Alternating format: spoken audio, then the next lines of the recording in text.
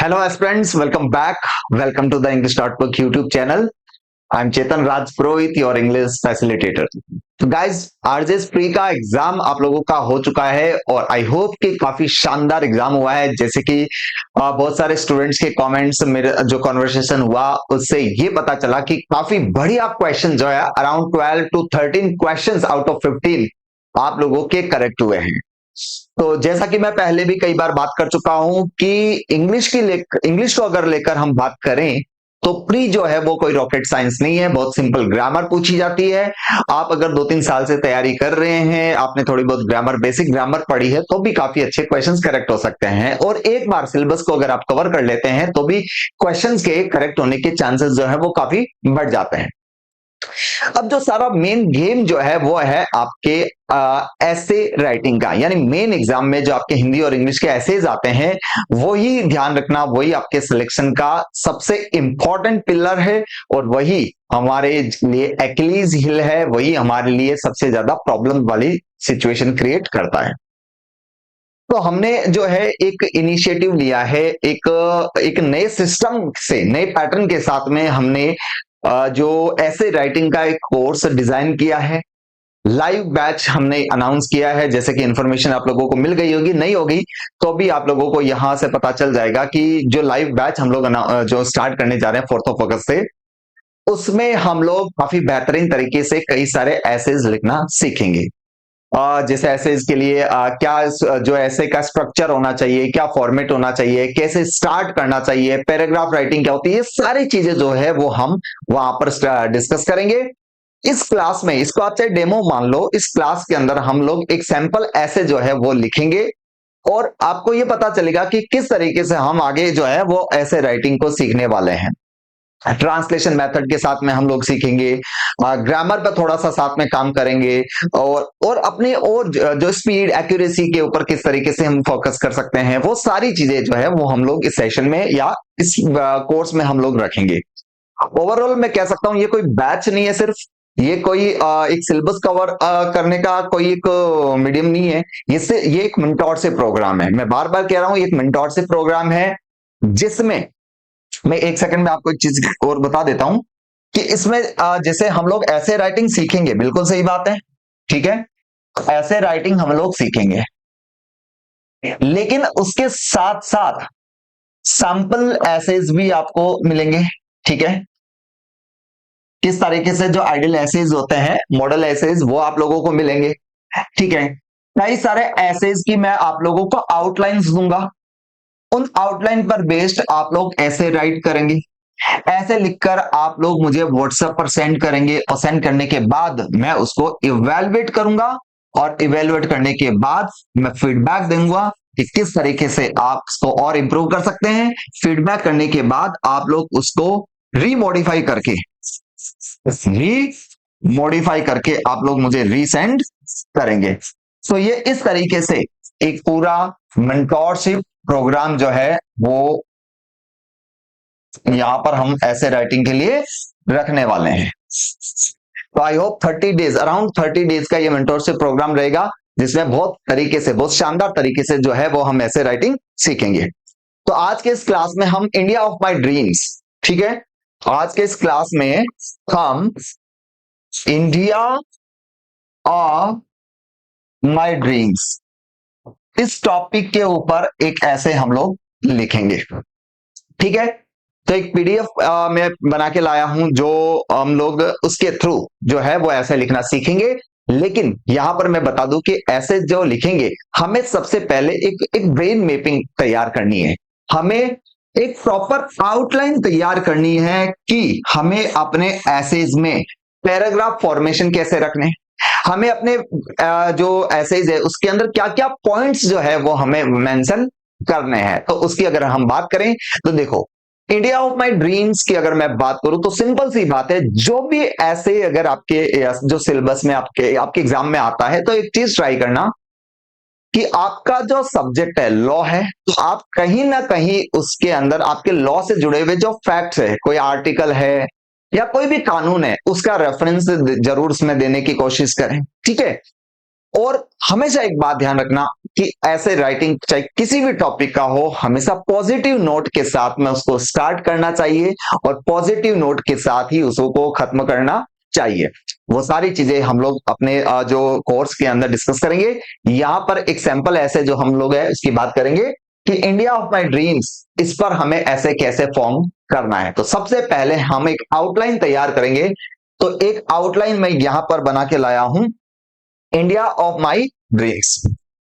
तो पहले देखो, क्योंकि ये सारा गेम प्रैक्टिस का है, ठीक है, बहुत सारे एसेज आप लिखेंगे, तो पहले एक आउटलाइन डिजाइन करो कि हमें अपने एसेज में क्या क्या रखना है, क्या क्या लिखना है और क्या क्या पॉइंट्स पर डिस्कशन करना है और किस सीक्वेंस में हमें लिखना है। वो पूरा एक परफॉर्मा जो है वो हमें तैयार करना है।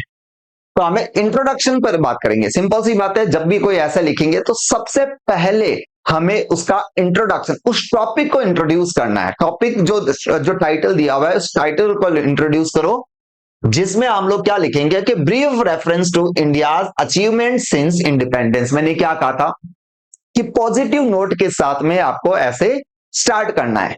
तो जब मैंने लिखा इंडिया ऑफ माई ड्रीम्स, मेरे सपनों का भारत, तो यहां पर हम देखेंगे कि आज तक, आजादी के बाद आज तक इंडिया ने जो है वो क्या क्या अचीव किया है, पॉजिटिव नोट के साथ में स्टार्ट कर रहे हैं। फिर उसके बाद में statement of vision, a nation guided by justice, equality, transparency and unity. ठीक है, कहने का मतलब कोई कोट हम रख सकते हैं। ठीक है, हमारे जो कॉन्स्टिट्यूशनल आइडियल्स है उसके बारे में हम लोग बात करेंगे, संविधान के अंदर। ठीक है, संविधान जो है वो हमारा क्या कहता है उसके बारे में हम बात करेंगे। कॉन्स्टिट्यूशनल फाउंडेशन जो है वो क्या कहता है भारत के प्रस्तावना, क्योंकि सिंपल सी बात है, संविधान जो है उसको भी रेफर करना कहीं ना कहीं जरूरी है। ठीक है, तो जैसे हमारे भारत की सॉवरेन, संप्रभु, सोशलिस्ट, सेक्युलर, डेमोक्रेटिक रिपब्लिक है, यानी इनका जिक्र हम लोग इसके स्टार्टिंग में करेंगे। Emphasis on rule of law and judicial independence. Simple सी बात है, आप क्या चाहते हैं, आपके सपनों का भारत कैसा हो, जिसमें कानून का शासन हो, कानून के आधार पर शासन किया जाए। ठीक है, और सबके साथ में न्याय हो, ऐसी आप बात करेंगे। तो कहने का मतलब आपने अपने फील्ड, आरजेएस, लॉ, लीगल, कानून, संवैधानिक आधार के ऊपर आपने अपने ऐसे की जो है वो ड्राफ्टिंग की। उसके बाद में आप सोशल जस्टिस की बात करेंगे। नेक्स्ट पैराग्राफ में आप सोशल जस्टिस, सामाजिक न्याय और जो समानता है उसकी आप लोग बात करेंगे, जिसके अंदर आप बात करेंगे कि कास्ट, रिलीजन, जेंडर, इनके आधार पर किसी तरह का कोई भेदभाव ना हो, सबको इक्वल अपॉर्चुनिटीज मिले, विमेन जो है वो इंपावर्ड हो, उनको जो है जो उनको हर फील्ड में प्रोटेक्शन मिले, रिस्पेक्ट मिले, करप्शन फ्री हमारी गवर्नेंस हो, जो सरकार जो है, सरकार करप्शन को लेकर बिल्कुल भी टॉलरेंट ना हो। उसके बाद में इकोनॉमिक सेक्टर की हम लोग बात करेंगे। ठीक है, हमने पॉइंट्स ऐसे डिजाइन कर लिए पहले कि उसके बाद में हमें इकोनॉमिक सेक्टर को लेकर हमें जो है पैराग्राफ की फॉर्मेशन करनी है। इकोनॉमिक सेक्टर के बाद में इन्वायरमेंट, सस्टेनेबिलिटी की बात करेंगे, क्योंकि मेरे सपनों का भारत जो है, सपनों के भारत में देखो हम कानून की भी बात करेंगे, हम आर्थिक आधार जो हालात है उसकी भी हम लोग बात करेंगे, हम करप्शन की भी बात करेंगे, हम प्रकृति, हम नेचर की भी हम लोग बात करेंगे, इन्वायरमेंट की भी बात करेंगे, यूनिटी इन डाइवर्सिटी की भी हम अपने ऐसे राइटिंग में बात करेंगे, ग्लोबल रोल एंड डिप्लोमेसी। ये तो हो गई हमारे अंदर, जो इंडिया के अंदर की बात। अब विश्व पटल पर हमारे भारत की सिचुएशन कैसी होनी चाहिए, स्टेट कैसा होना चाहिए, उसकी भी हम लोग बात करेंगे। और लास्ट में एक प्रॉपर कंक्लूजन के साथ में हम लोग ऐसे जो है वो उसको कंक्लूड करेंगे। तो आपने अपने जो एक रफ ड्राफ्टिंग आपने प्रिपेयर की और उसके बाद एक एक पॉइंट पर आप लिखना जो है वो स्टार्ट करेंगे। तो आपके माइंड में जब आइडियाज होंगे तब उसके आधार पर आप चीजें जो है उसको लिखेंगे। अब हम ट्रांसलेशन माध्यम से हम एक एक ऐसे जो है वो लिखेंगे और उसके बाद हम उसके फॉर्मेशन पर भी डिस्कस करेंगे। तो यहां पर देखो, एक एक पैराग्राफ के आधार पर हम लोग देखेंगे। जैसे हमने क्या कहा कि अपने समृद्ध इतिहास और सांस्कृतिक विविधता के साथ भारत दुनिया के सबसे गतिशील राष्ट्रों में से एक है। ये एक ओपनिंग स्टेटमेंट हो गया। ठीक है, हमने भारत आजादी से लेकर अब तक भारत की सिचुएशन कैसे रही है, भारत ने क्या क्या अचीव किया है, वो हम सब इसमें प्रेजेंट करेंगे। ठीक है, 1947 में स्वतंत्रता प्राप्ति के बाद से भारत ने विज्ञान, शिक्षा, शासन और अर्थव्यवस्था के क्षेत्र में महत्वपूर्ण उपलब्धियां हासिल की है। हालांकि मेरे सपनों का भारत विकास से बढ़कर न्याय, समानता, पारदर्शिता और एकता पर आधारित समाज की आकांक्षा रखता है, जैसा कि भारत के संविधान में निहित है। अगर आप देखेंगे एक बहुत ही शानदार सी आपने एक इसका जो इंट्रोडक्शन है वो यहां पर रख दिया, जो पूरे इस टाइटल को जो है वो रिप्रेजेंट करता है। ठीक है, तो अब हम लोग जैसे आपने एक आउटलाइन तैयार की, ठीक है, तो हम इन सेंटेंसेस के आधार पर, इन ट्रांसलेशन मेथड के आधार पर हम ऐसे जो है वो लिखना स्टार्ट करेंगे। तो एक एक लाइन पर हम फोकस करते हैं। देखो, अपने समृद्ध इतिहास और सांस्कृतिक विविधता के साथ भारत दुनिया के सबसे गतिशील राष्ट्रों में से एक है। तो हम सबसे पहले इसका बनाएंगे कि इंडिया इज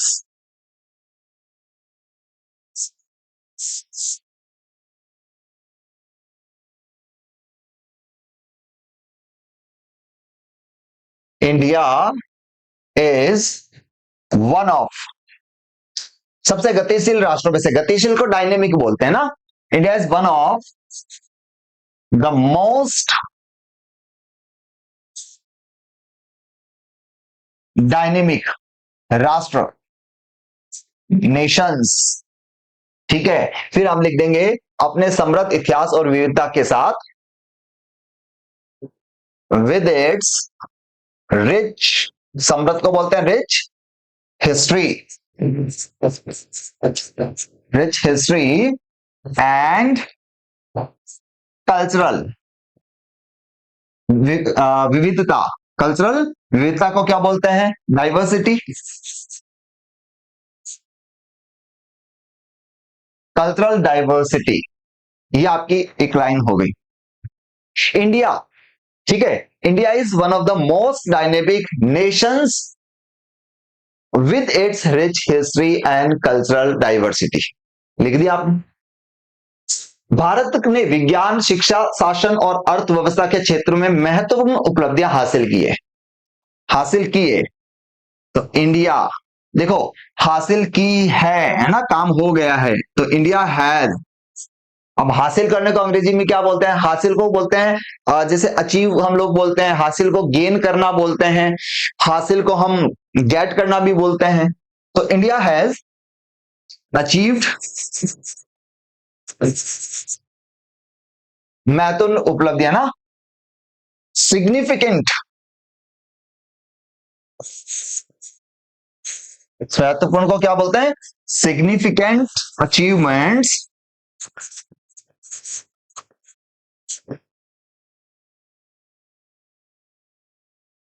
शासन और अर्थव्यवस्था के क्षेत्र में।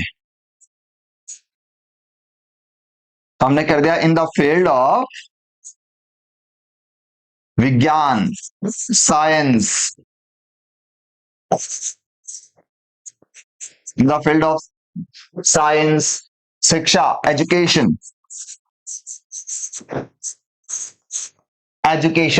शासन, शासन को क्या बोला? गवर्नेंस, और अर्थव्यवस्था एंड इकोनॉमी। ये लो, क्या कर दिया हमने? देखो, India has achieved significant achievements in the field of science, education, governance and economy.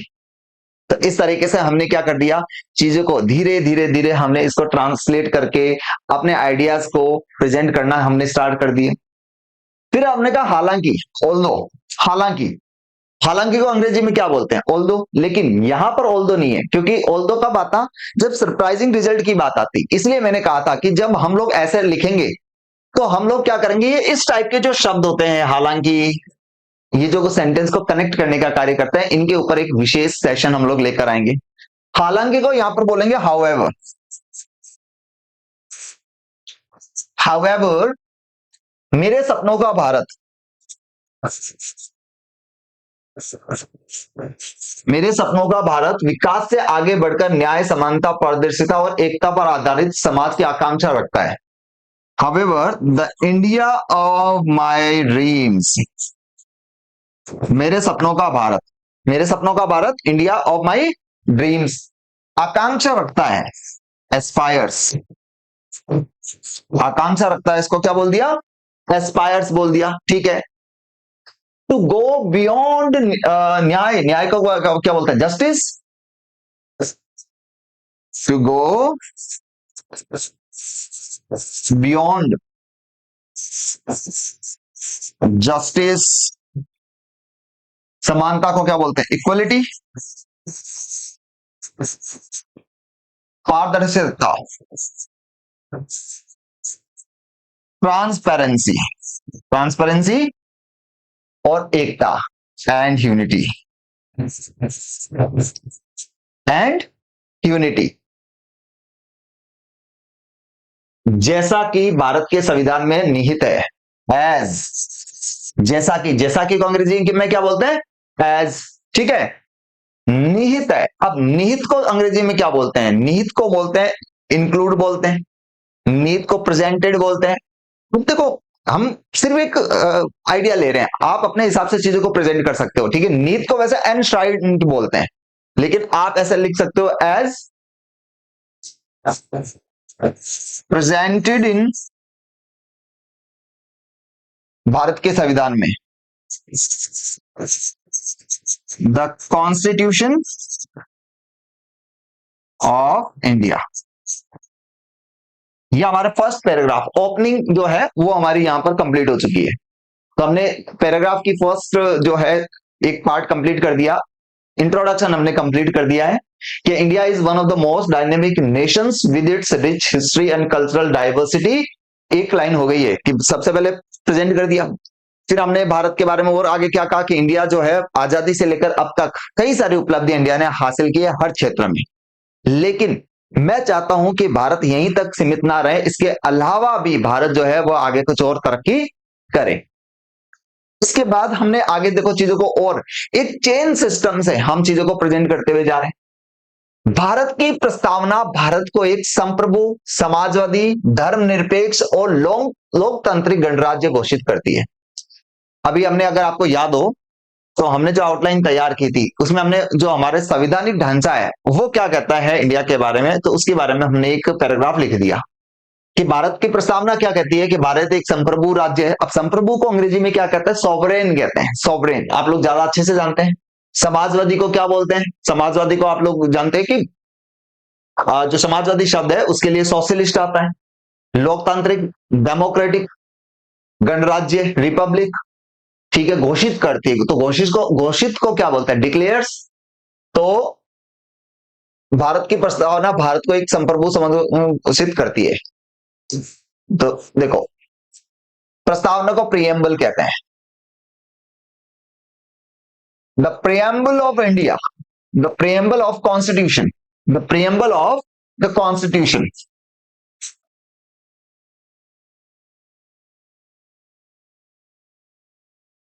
The preamble of the constitution declares, घोषित करती है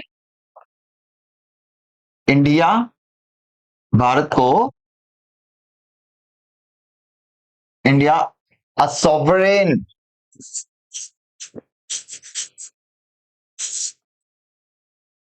संप्रभु, Samajwadi, socialist and democratic Republic. ये लो, भारत का संविधान भारत के बारे में क्या कहता है कि भारत जो है वो एक सोशलिस्ट है, डेमोक्रेटिक है और संप्रभु राष्ट्र है। ठीक है, वहां ऐसा भारत घोषित करती है। मैं जिस भारत की कल्पना करता हूं, तो अब देखो, मैं जिस भारत की, तो जिस भारत का मतलब the India I aspire, the India I कल्पना। तो कल्पना को क्या बोलते हैं? इमेजिन बोलते हैं। लेकिन यहां पर इमेजिन नहीं होगा, क्योंकि देखो इमेजिन क्या होता है? जो काम जो रियल नहीं हो। लेकिन मैं जो चीज फ्यूचर में देखना चाहता हूं उसको एनविजन बोलूंगा। क्या बोलेंगे? Envision. The India I envision is, वो एक ऐसा भारत है, इंडिया जो मैं देखता हूं वो एक ऐसा भारत है जहां ये आदर्श पूरी तरह साकार हो। Is one where these ideals, जहां पर ये आइडियल्स, आदर्श को क्या बोलते हैं? आइडियल्स, ठीक है। दीज आइडियल्स साकारो, और साकार को क्या बोलते हैं? Fully realised. देखो आप अपने हिसाब से वर्ड चेंज कर सकते हो, ठीक है, क्योंकि ये ट्रांसलेशन नहीं है। जो मेरे माइंड में शब्द आ रहे हैं उस मीनिंग को कन्वे करने के लिए, उस थॉट को प्रेजेंट करने के लिए वो मैं लिख रहा हूं। तो मैं चाहता हूं कि जो इंडिया है, जिस भारत को मैं सोचता हूं, इमेजिन करता हूं, वहां पर ये सारे आदर्श हैं। कौन से आदर्श? सोशलिस्ट, सॉवरेन, डेमोक्रेटिक, ये सारे आदर्श वहां पर हो। जीवन के हर क्षेत्र में कानून का शासन कायम रहना चाहिए। कानून का शासन रहना चाहिए। देखो सेंटेंस किसका हो गया? पैसिव का हो गया, ठीक है। कानून का शासन, the rule of law should be, कानून का शासन रहना चाहिए। The rule of law should be, कायम रहना चाहिए। अपहेल्ड, कायम को अपहेल्ड बोलते हैं। इन एवरी स्पीयर, हर क्षेत्र में ना, every sphere of life. The rule of law, कानून का शासन हर क्षेत्र में जो है वो रहना चाहिए। संविधान की संरक्षक होने के नाते न्यायपालिका को कुशल, निष्पक्ष और प्रत्येक नागरिक विशेषाधिकार गरीब और हाशिए पर पड़े लोगों के लिए सुलभ होना चाहिए, ठीक है। तो जुडिशरी की बात करेंगे। अब देखो संविधान की संरक्षक होने के नाते बात न्यायपालिका की हो रही है। जुडिशियरी, न्यायपालिका को क्या बोलते हैं? जुडिशियरी बोलते हैं, ठीक है। अब न्यायपालिका क्या है? संविधान की संरक्षक होने के नाते, being the guardian of the constitution,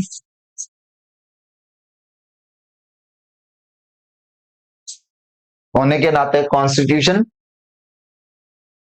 should be, कैसा होना चाहिए? कुशल। कुशल को क्या बोलते हैं अंग्रेजी में? एफिशिएंट।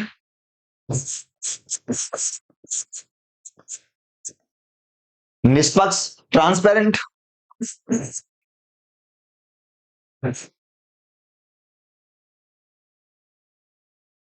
शुड बी, भाई न्यायपालिका को कैसा होना चाहिए? न्यायपालिका को कुशल होना चाहिए, न्यायपालिका को ट्रांसपेरेंट होना चाहिए, ठीक है। और प्रत्येक नागरिक विशेषकर गरीब और हाशिए पर पड़े लोगों के लिए सुलभ होना चाहिए। तो अब सुलभ को क्या बोलते हैं? सुलभ का मतलब इजीली आप उस तक अपनी पहुंच बना सको। एंड शुड बी एक्सेसिबल, और एक्सेसिबल होना चाहिए, एक्सेसिबल टू प्रत्येक नागरिक।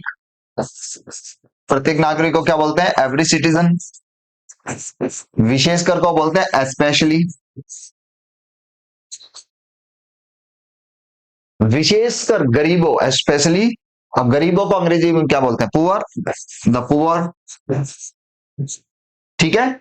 और हाशिए पर पड़े लोगों को क्या बोलते हैं? पुअर एंड मार्जिनलाइज्ड,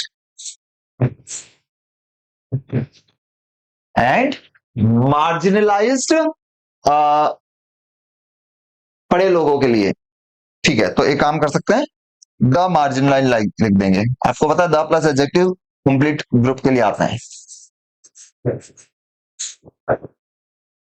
ये लो, एंड मार्जिनलाइज्ड, ठीक है। अब देखो भारत का संविधान क्या कहता है? प्रियम्बल कहता है कि भारत जो है वो एक डेमोक्रेटिक, भारत जो है एक सोशलिस्ट और एक सॉवरेन राष्ट्र है। तो ये आइडियल्स जो है मैं चाहता हूं कि पूरी तरीके से जो है वो अप्लीकेबल हो, सिर्फ संविधान में लिखे हुए नहीं हो, हम वाकई में उनको फॉलो करें, वो हमारे यहाँ पर लागू हो। और कानून जो है वो हर गरीब आदमी, हर आदमी के लिए जो है वो सुलभ होना चाहिए, एक्सेसिबल होना चाहिए और इजी होना चाहिए। तो दो पॉइंट हमारे हो गए। अब थर्ड पॉइंट की अगर हम बात करें, मेरे सपनों के भारत में सामाजिक न्याय कोई दूर का लक्ष्य नहीं है। मेरे सपनों के भारत में सामाजिक न्याय कोई दूर का लक्ष्य नहीं है, बल्कि एक जीवंत वास्तविकता है। जाति, धर्म, लिंग और आर्थिक स्थिति के आधार पर भेदभाव पूरी तरीके से समाप्त हो जाएगा। प्रत्येक व्यक्ति को शिक्षा, रोजगार और सार्वजनिक जीवन में समान अवसर प्राप्त होंगे। महिला सशक्त और सुरक्षित होगी, बच्चे सुरक्षित और शिक्षित होंगे, और वरिष्ठ नागरिकों का सम्मान और देखभाल की जाएगी। तो आप देखो धीरे धीरे एक एक थॉट को प्रेजेंट कर रहे हैं। तो आप क्या करेंगे, मेरे सपनों के भारत में, इन the India of my dream, the India of my dreams, मेरे सपनों का भारत, है ना। सामाजिक न्याय,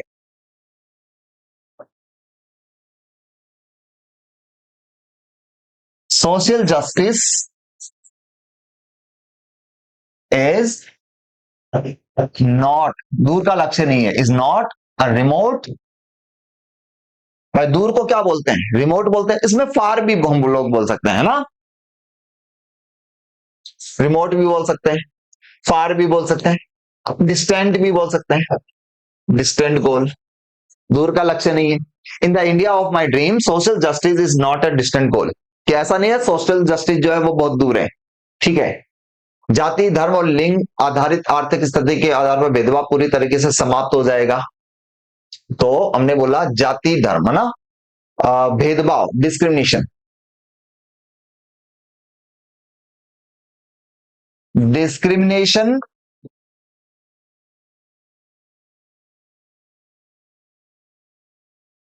ऑन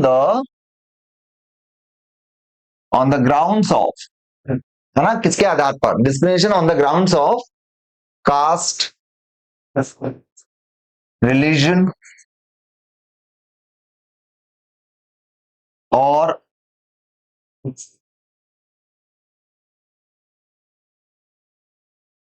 आर्थिक स्थिति के आधार पर, और अच्छा जेंडर, ठीक है, लिंग को क्या बोल दिया, जेंडर बोल दिया, ठीक है, और आर्थिक स्थिति के आधार पर इकोनॉमिक स्टेटस,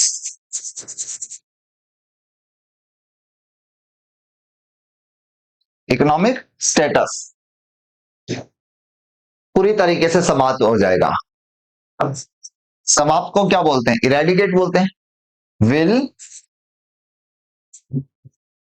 कंप्लीटली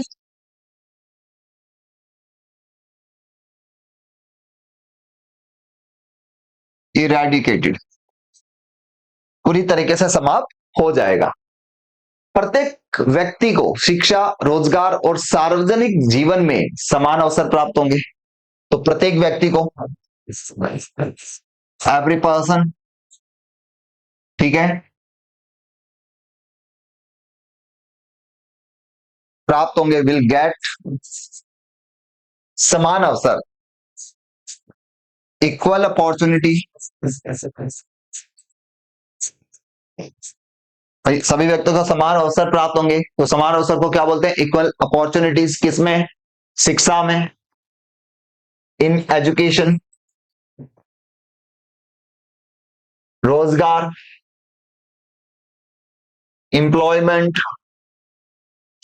और सार्वजनिक जीवन, सार्वजनिक जीवन, public life and public life, सार्वजनिक जीवन को क्या बोल दिया, पब्लिक लाइफ, ठीक है। महिलाएं सशक्त और सुरक्षित होगी, विमेन विल बी, सशक्त को क्या बोलते हैं, इंपावर्ड, और सुरक्षित होगी, सुरक्षित को क्या बोलेंगे, सेफ, बच्चे सुरक्षित और शिक्षित होंगे, चिल्ड्रन विल बी प्रोटेक्टेड, और शिक्षित होंगे, एंड एडुकेटेड। वरिष्ठ नागरिकों को सम्मान और देखभाल किया जाएगा, वरिष्ठ नागरिक एंड द एल्डरली। भाई वरिष्ठ नागरिक जो होते हैं उनके लिए एल्डरली शब्द आता है, या आप सीनियर सिटीजन कह सकते हैं, Senior citizens will be respected,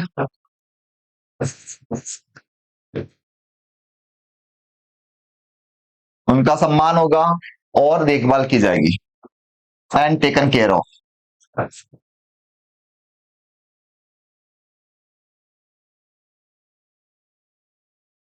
तो देखो, in the India of my dream, social justice is not a distant goal. Discrimination on the grounds of caste, religion, gender, economic status will completely eradicated. किसी तरीके का जाति, धर्म, लिंग के आधार पर भेदभाव नहीं होगा। ठीक है, मेरे सपनों के भारत में, जिस भारत की मैं कल्पना करता हूं, हर पर्सन को इक्वल अपॉर्चुनिटीज मिलेगी, रोजगार के क्षेत्र में हो चाहे पब्लिक लाइफ के क्षेत्र में हो, महिलाएं सशक्त होगी, सुरक्षित होगी, बच्चे प्रोटेक्टेड होंगे, बच्चे जो है उनको एजुकेशन मिलेगी, जो सीनियर सिटीजन जो है उनकी रिस्पेक्ट की जाएगी, उनकी देखभाल की जाएगी। तो इस तरीके से हमने एक आगे एक पॉइंट और अपना जो है वो प्रेजेंट कर दिया। ठीक है, इसके बाद जो हमने लिखा है वो है भ्रष्टाचार, करप्शन वाले की बात की थी। एक पॉइंट हमने करप्शन के बारे में बनाया था। तो करप्शन को लेकर मैं अपने भारत करप्शन को लेकर मैं भारत को कैसे कल्पना में करता हूं। तो भ्रष्टाचार भारत की प्रगति की राह में सबसे बड़ी बाधाओं में से एक है। तो करप्शन,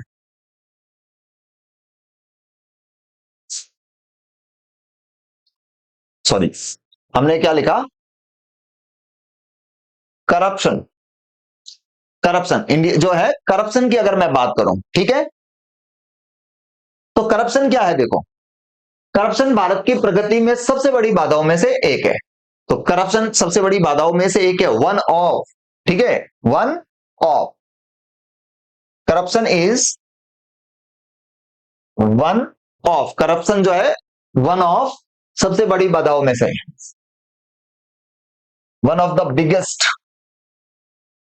बड़ी में से मेजर भी कह सकते हैं, बिगेस्ट भी कह सकते हैं, मेजर ऑब्स्टिकल्स।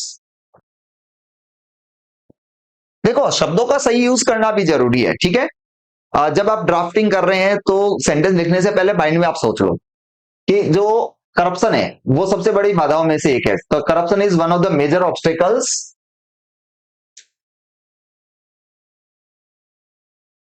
भ्रष्टाचार भारत की प्रगति में। ऑब्स्टिकल्स किसके लिए है, ठीक है, इंडिया के प्रोग्रेस के लिए, इन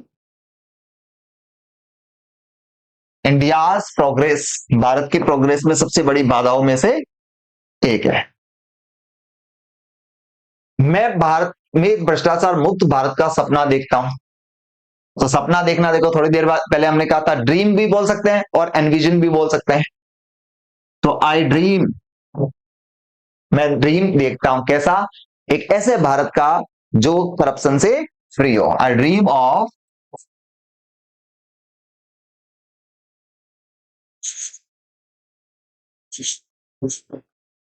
करप्शन फ्री इंडिया। मैं एक ऐसे भारत का सपना देखता हूं जो पूरी तरीके से क्या है, करप्शन फ्री हो, जहां सरकारी अधिकारी जवाबदेह हो, वेयर। ठीक है, अब सरकारी अधिकारी को क्या बोलते हैं, देखो, सरकारी अधिकारी गवर्नमेंट ऑफिशियल्स बोल सकते हैं या पब्लिक ऑफिशियल्स भी बोल सकते हैं। Government officials are accountable, accountable का मतलब जवाबदेह। प्रशासन ईमानदार और पारदर्शिता के साथ काम करें। एंड प्रशासन को क्या बोलेंगे, एडमिनिस्ट्रेटर्स, एडमिनिस्ट्रेशन। एंड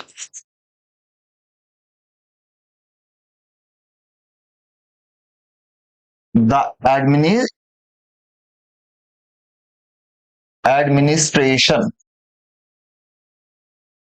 एडमिनिस्ट्रेशन काम करे, वर्क। एडमिनिस्ट्रेशन कैसे करे, काम करे, वर्क करे या फंक्शन करे, कैसे, पूरे पारदर्शिता के साथ।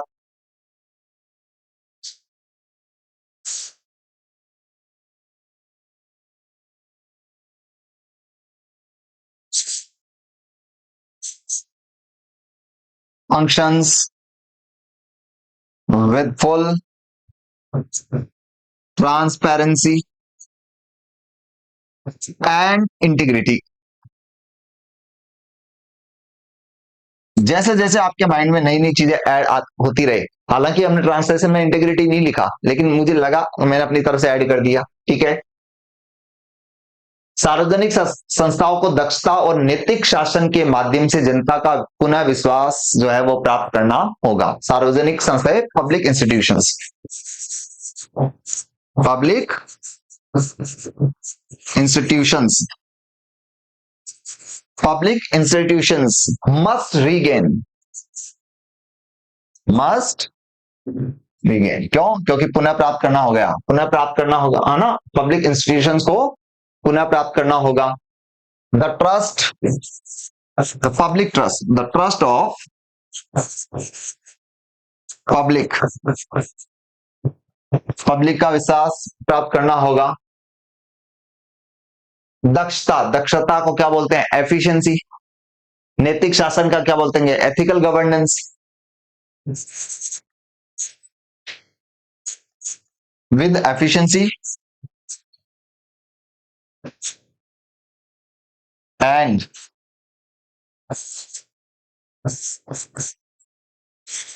Ethical governance. ये लो। तो एक हमने करप्शन को और यहां पर प्रेजेंट कर दिया कि करप्शन जो है वो इंडिया के प्रगति में एक बाधा है। मैं एक ऐसे भारत की कल्पना करता हूं जहां भारत पूरी तरीके से करप्शन फ्री हो, जहां पर पब्लिक संस्थाएं जो है वो पूरी ट्रांसपेरेंसी के साथ काम करें, जनता के लिए जवाबदेह हो, जहां पब्लिक का भरोसा है वो जीते पूरे ईमानदारी से काम करके। तो ऐसे हमने करप्शन के बारे में भी लिखा। इसके बाद आपको याद होगा कि मैं इकोनॉमिक जो सिचुएशन है उसकी भी हमने बात की थी कि आर्थिक आधार पर अगर मैं देखूं मैं भारत की कल्पना कहां करता हूं, ठीक है। तो हमने कहा था मैं जिस भारत को देखना चाहता हूं वह आर्थिक रूप से मजबूत और आत्मनिर्भर हो। तो the India I want to see, Bharat को देखना चाहता हूं, the India I want to सी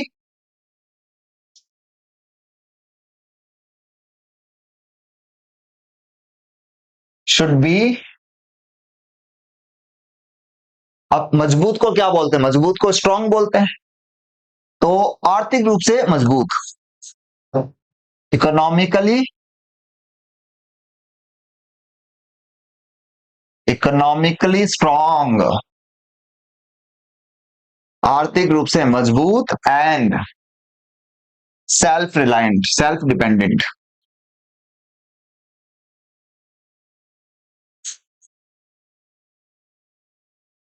मैं एक ऐसा भारत की कल्पना चाहता हूं जो आर्थिक रूप से आत्मनिर्भर हो, किसानों को उचित मूल्य मिले। अब उचित मूल्य को क्या बोलते हैं? उचित मूल्य को बोलते हैं fair prices. Farmers are supported, farmers को फेयर प्राइसेस मिले, farmers are supported with fair prices. और कृषि पद्धतियों से सहायता मिले। तो कृषि पद्धति क्या होती है? जो अच्छी टेक्नोलॉजिकल जो मेथड्स है वो, एंड एग्रीकल्चरल, कृषि पद्धतियों ना आधुनिक, तो आधुनिक को क्या बोलते हैं? Modern, modern agricultural methods. अब आर्थिक आधार पर जब किसान सक्षम होगा तो देश सक्षम होगा। युवाओं को नौकरियां मिले, यूथ, युवाओं को, अब यूथ जो है उसको क्या मिले? नौकरियां मिले। भारत के युवाओं की बात हो रही ना। द यूथ गेट एम्प्लॉयमेंट, नौकरियां मिले।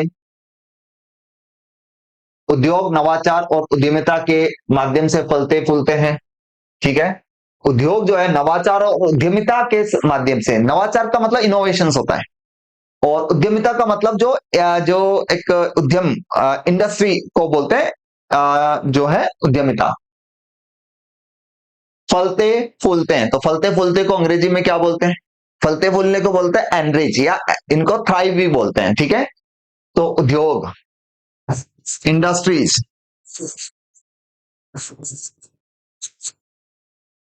उद्यमिता के माध्यम से फलते फूलते हैं, थ्राइव।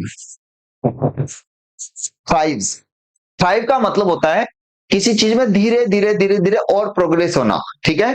कैसे फूलते हैं? थ्रू के माध्यम से। नवाचार को इनोवेशन बोलते हैं, इनोवेशन, थ्रू इनोवेशंस। एंड उद्यमिता, उद्यमिता का मतलब इसके लिए दो शब्द में लगा सकता हूं। एक तो इंडस्ट्री तो लगा सकता हूं, एक एंटरप्रेन्योरशिप भी लगा सकता हूं, ठीक है। थ्रू इनोवेशंस एंड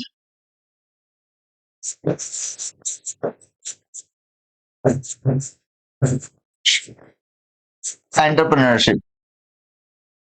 आर्थिक विकास समावेशी हो, समावेशी को इंक्लूसिव कहते हैं।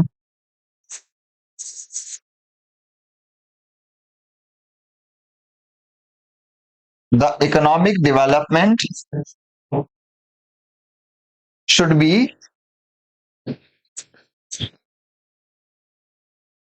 इंक्लूसिव। कैसा होना चाहिए? इंक्लूसिव हो, जो ग्रामीण क्षेत्रों और शहरी और ग्रामीण क्षेत्रों, अमीर और गरीबों के बीच की खाई को पाटता हो। खाई के पाट करने को बोलते हैं कि उस गैप को कम करना, ठीक है। विच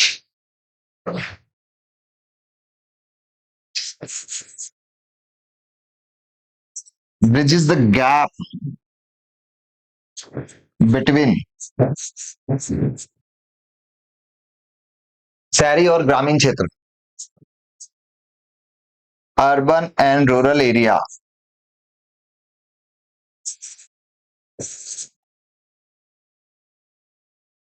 अमीर और गरीब,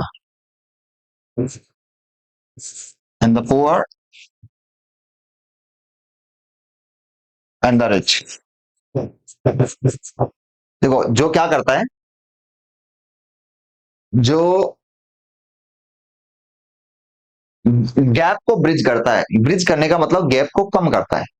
जो अमीर और गरीब, गांव और शहर के बीच के गैप को कम करता है, यानी दोनों के बीच, दोनों के अंदर समावेशी जो प्रोग्रेस है वो आती है। तो यहां पर हमने आर्थिक आधार पे यहां पर हमारे जो भारत जो है उसकी हमने कल्पना कर ली।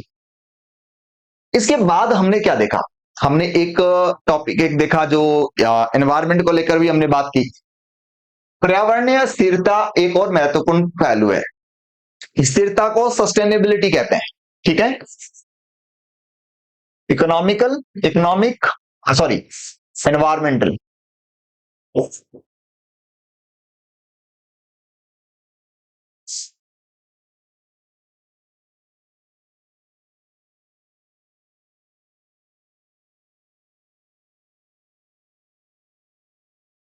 एनवायरमेंटल सस्टेनेबिलिटी एक और is another important,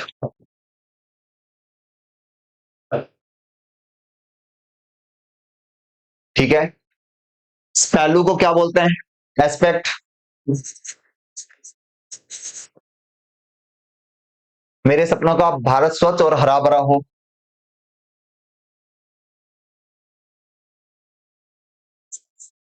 the India of my dream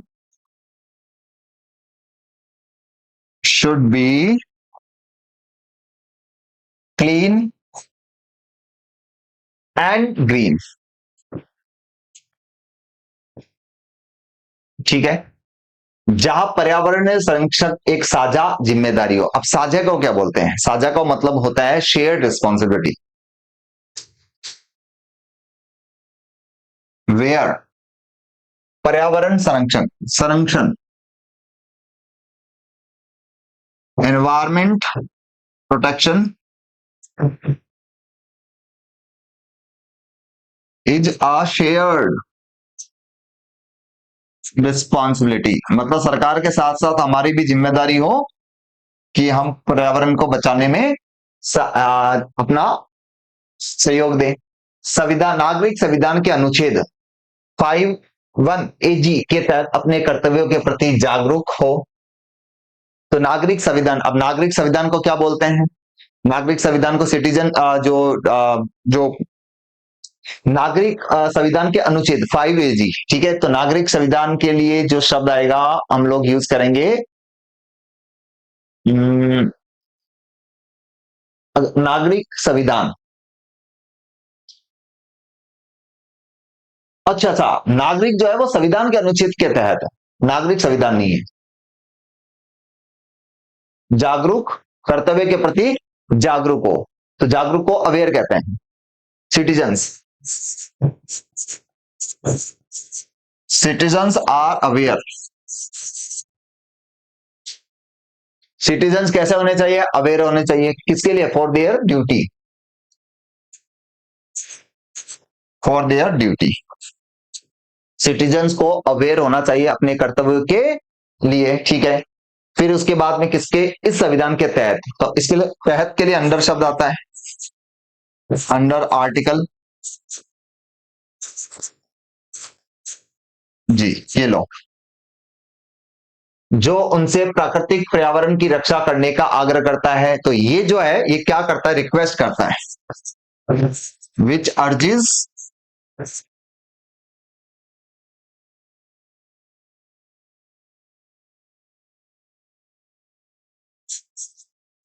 to protect,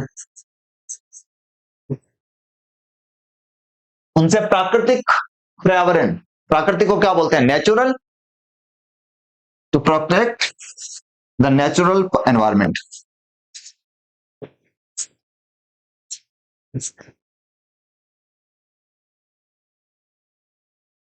पर्यावरण को लेकर अगर हम बात करें तो मैं एक ऐसे भारत की कल्पना मैं चाहता हूं, कल्पना करता हूं कि जहां पर सरकार के साथ साथ नागरिक भी अपनी जिम्मेदारी समझे, नागरिक भी जो पर्यावरण संरक्षण को लेकर अपना जो रोल है वो निभाए, ठीक है। इसके बाद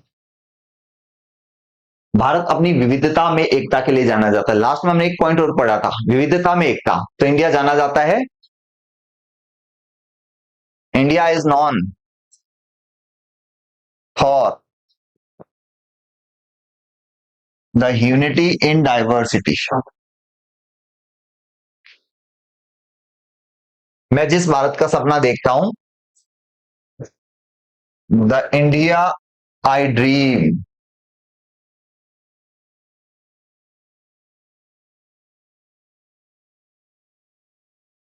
वह इसी विविधता का प्रतीक है, ठीक है। Is the embodiment of this diversity. ये लो भाई, मैं जिस भारत की कल्पना करता हूं वो इसी डाइवर्सिटी का एक प्रतीक है, जहां पर where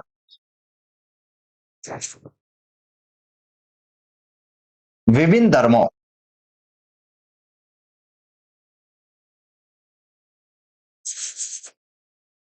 diverse religions.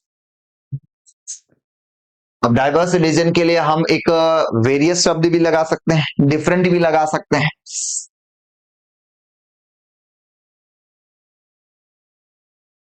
Different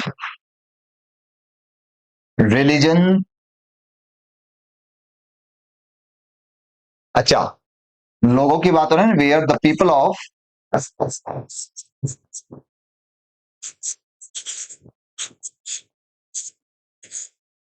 different religions and culture live, हाँ, सद्भाव से ना, लिव विद हार्मनी, सद्भाव को हार्मनी कहता है।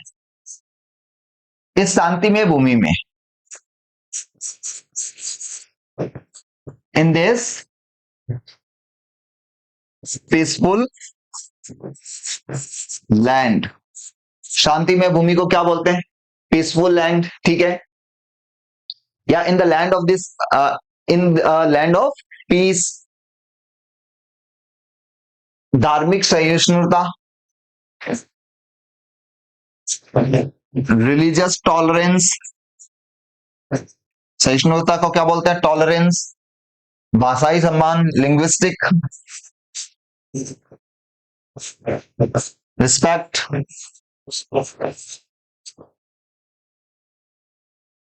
और क्षेत्रीय सहयोग एंड रीजनल, क्षेत्रीय सहयोग, सहयोग को कॉपरेशन बोलेंगे,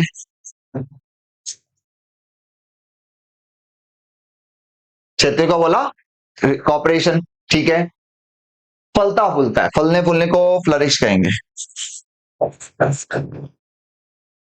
तो ये हो गया विविधता में एकता, कि भारत विविधता में एकता के लिए जाना जाता है। तो मैं ऐसे ही भारत की कल्पना करता हूं जहां पर हर जाति धर्म समाज के लोग जो हैं वो एक साथ रहे, और देश में जो रिलीजियस टॉलरेंस हो, भाषाई सम्मान हो, और एक दूसरे के साथ में कोऑपरेशन हो, ठीक है। तो इस तरीके से हम जो है वो यहां पर हमारे जो देश, जो विविधता में एकता के आधार पर हम जो इमेजिन कर रहे हैं उसकी हम बात कर रहे हैं। फिर इसके बाद में हमने देखा था कि अंतरराष्ट्रीय जो मोर्चे हैं, ठीक है, अंतरराष्ट्रीय जो हमने एक बात और कही थी, अगर आपको याद हो, कि ये तो अंदर की बात हो गई, देश के बाहर हमारे भारत का स्टेटस कैसा हो उसकी अगर मैं बात करूं तो मैं कह सकता हूं अंतरराष्ट्रीय मोर्चों पर। मोर्चा क्या होता है भाई? मोर्चे के लिए क्या आता है? Front, on the international front,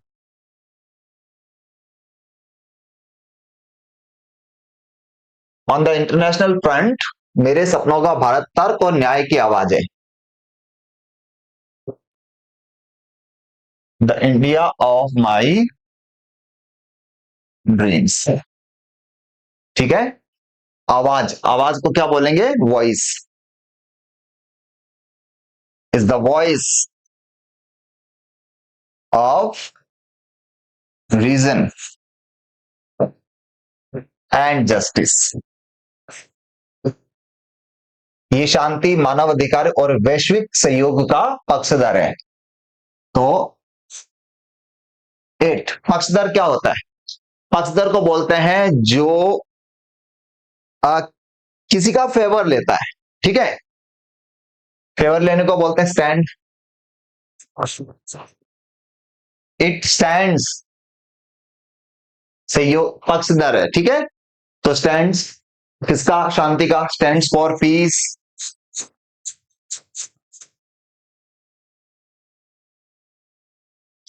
human rights,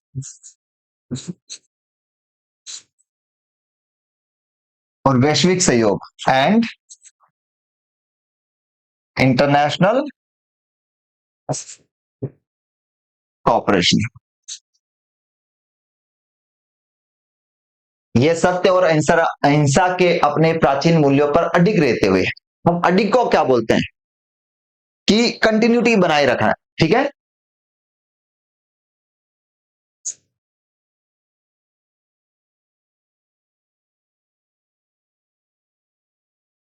continue, ये सत्य है, ये अहिंसा के अपने प्राचीन मूल्यों पर अडिग रहते हुए, ठीक है, विज्ञान प्रौद्योगिकी और कूटनीति में अग्रणी बना हुआ है, अग्रणी बना हुआ है। It continues to be a leader,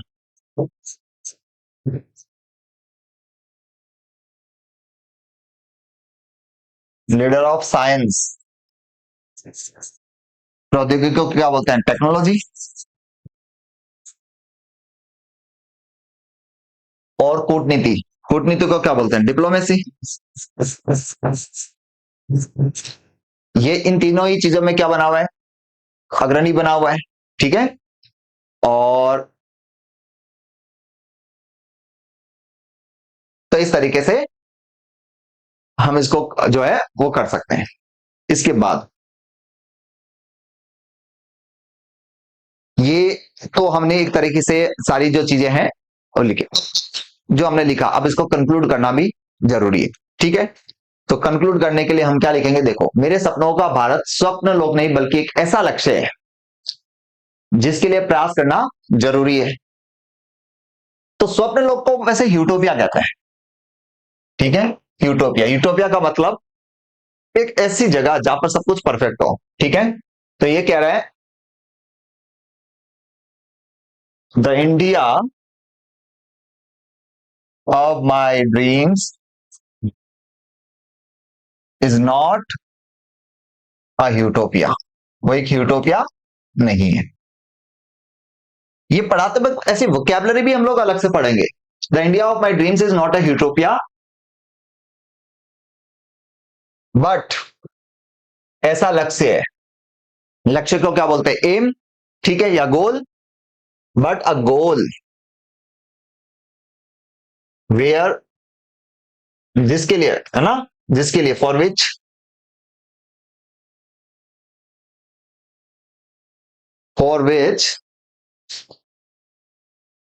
जिसके लिए, ठीक है, प्रयास करना जरूरी है।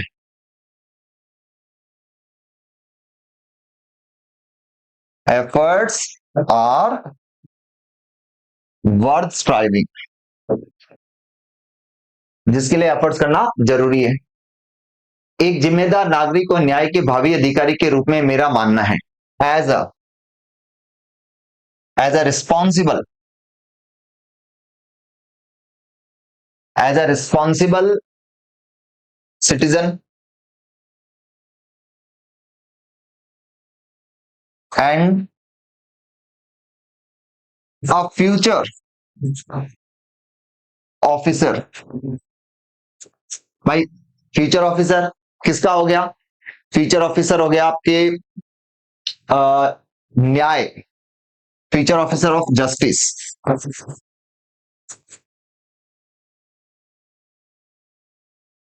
असली बदलाव हम सभी से शुरू हो सकता है।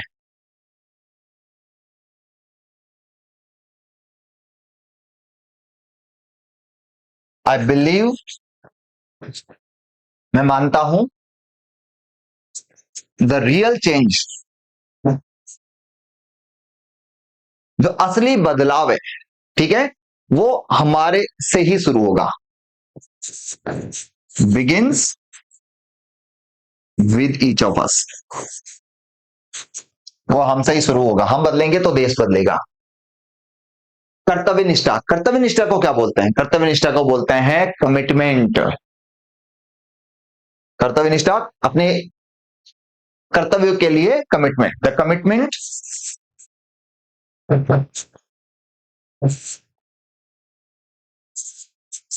फॉर आवर ड्यूटी, संवैधानिक मूल्यों, कॉन्स्टिट्यूशनल वैल्यूज,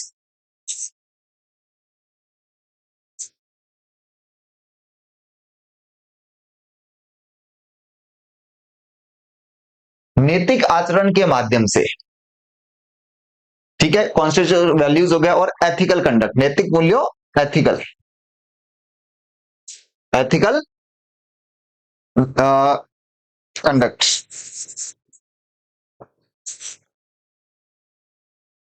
हम एक ऐसे भारत का जो है निर्माण कर सकते हैं, तो निर्माण कर सकते हैं, तो हमने क्या कह दिया, वी कैन बिल्ड,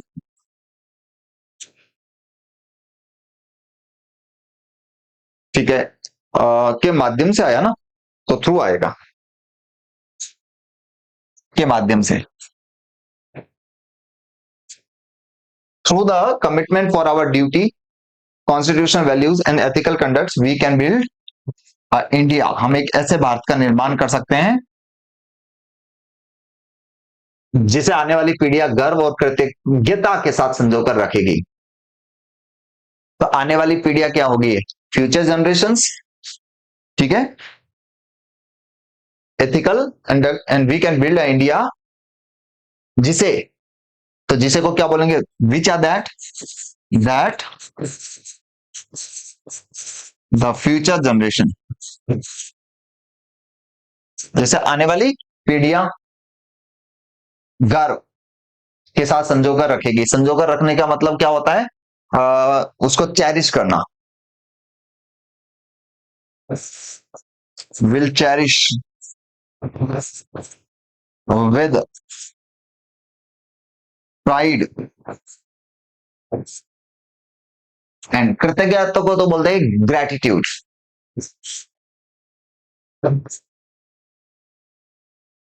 ये लो। तो लास्ट में हमने इसका कंक्लूजन भी दे दिया। तो इस तरीके से हमने एक ऐसे लिखा, आपने देखा होगा कि एक प्रॉपर बिगिनिंग हमने की, और उसके बाद में हर एक पैराग्राफ के अंदर हमने एक एक पॉइंट को लिखा, किसी को होजपोज नहीं किया। हमने यहां पर जो शुरुआत में जो एक आउटलाइन हमने तैयार की,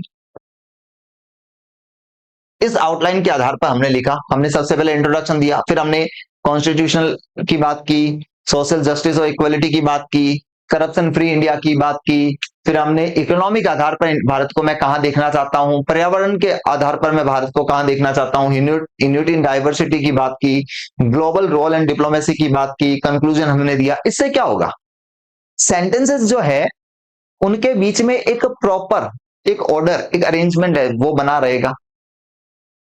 ठीक है ना? तो आउटलाइन का ये फायदा होता है। तो ये आपने देखा एक तरीके से कि किस तरीके से हमें डिजाइन करना होता है। थॉट्स आपके अपने होंगे तभी हम लिख पाएंगे। तो मैंने क्या किया कि इसका जो एक हिंदी ट्रांसलेशन जो है वो मैंने यहाँ पर लिखा और उसके आधार पर हमने बनाया। तो इस तरीके से जब प्रैक्टिस करेंगे तो हमारी एफिशिएंसी तो आएगी, साथ में आइडियाज जो है वो भी हमारे कहीं ना कहीं सिंक होंगे, जो आने वाले दूसरे एसेज में भी हम उसको तरीके से लिख पाएंगे। तो एक सैंपल ऐसे हमने लिखा। इस तरीके से बहुत सारे ऐसे जो है वो आने वाली हम क्लास में, 30 दिन की क्लास होगी ऑलमोस्ट, तो 30 से 35-40 ऐसे हम लोग लिख लेंगे। आपकी भी प्रैक्टिस होगी तो ऐसे बहुत कुछ जो है वो हम लोग ऐसे राइटिंग के अंदर पढ़ लेंगे। तो आज के लिए इतना ही, मिलते हैं एक नेक्स्ट ऐसे में। तब तक के लिए नमस्कार, जय हिंद, जय भारत।